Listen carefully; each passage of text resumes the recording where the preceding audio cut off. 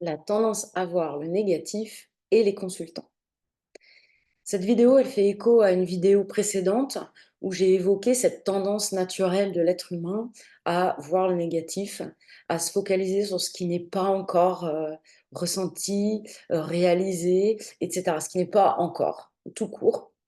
Et si c'est une tendance quand même de beaucoup d'êtres humains, ben, il y a de fortes chances pour que nos consultants, eh bien, ils vivent aussi pour eux cette tendance-là.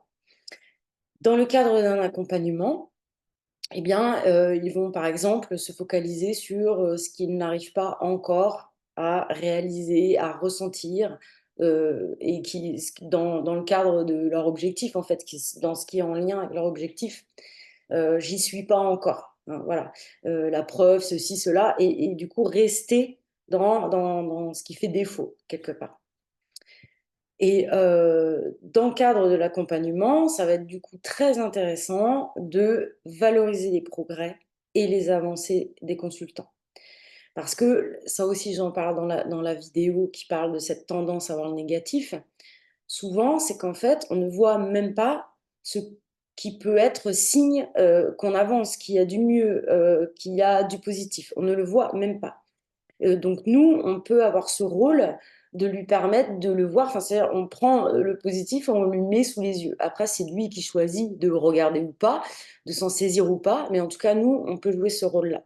Donc premier point, valoriser les progrès, les avancées et 2e point, on peut, apporter, nous, un regard plus positif sur ce qui est, en utilisant, par exemple, le recadrage de contexte ou de sens lors d'entretiens.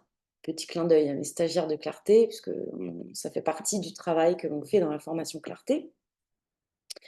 Hem, Par exemple, je vous parle d'un consultant qui, ne va pas en classe, c'est trop compliqué, ne va plus en classe, heu et qui vit ça, évidemment comme un problème. Il consulte pour pouvoir être en capacité de retourner en classe. Simplement, la dernière fois, quand il évoquait, vraiment, bah, du négatif dans cette situation, je me suis permise de lui dire que, parce qu'il parlait du CNED, en fait, et que, bah, le CNED, c'est parfois pas très clair, lourd, enfin les modalités, sont, vraiment, très complexes et je lui ai remarqué que c'était quand même pas simple de faire l'école, tout seul à la maison. Alors il a l'aide de ses parents, mais quand même et que ça pouvait être, vraiment difficile et que du coup, bah, il avait quand même, pu mobiliser ses ressources pour, malgré tout, être en réussite dans sa scolarité. Parce que c'est le cas. C'est-à-dire qu'il passe le niveau de classe et il obtient des résultats tout à fait honorables. Donc en fait, malgré, ce souci, il gère.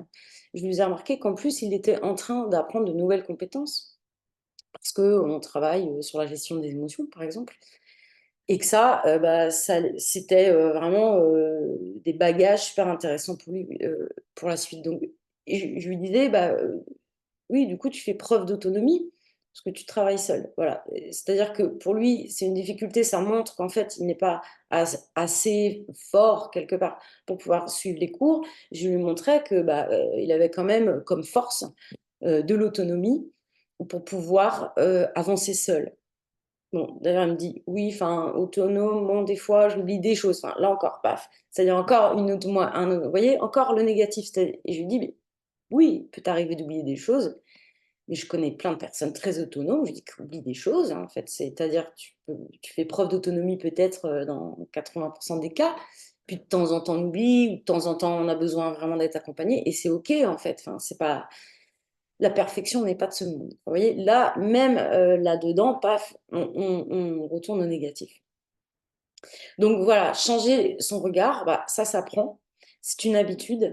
Ça c'est comme un muscle qu'on muscle et comme une gymnastique qu'on fait et à force de le faire et ben, on apprend à le faire et l'idée, c'est que, en donnant de multiples exemples par le recadrage aux consultants, j'ai, l'idée que enfin, moi, c'est ce qui s'est passé dans le cadre d'accompagnement. Pour moi, c'est que par l'effet miroir de la personne qui m'accompagnait, ce qu'elle me renvoyait, dans justement certaines gymnastiques sur la manière d'être à soi, etc., ça m'a vraiment aidé à appliquer ça pour moi ensuite. Donc je pense que ben, on peut jouer ce rôle-là auprès de nos consultants. Bah, dis-moi ce que tu en penses. Est-ce que ça te parle? Est-ce que tu veux ajouter des éléments par rapport à ceux que j'ai donnés? J'ai fait ça, voilà, ça m'est venu comme ça. J'avoue que j'ai pas bossé le sujet, travaillé. Je pense qu'il y a beaucoup, beaucoup à en dire, beaucoup plus certainement. Si tu as envie d'enrichir, eh bien, au contraire, c'est avec plaisir que je te lirai, que nous te lirons là où tu commenteras. Merci.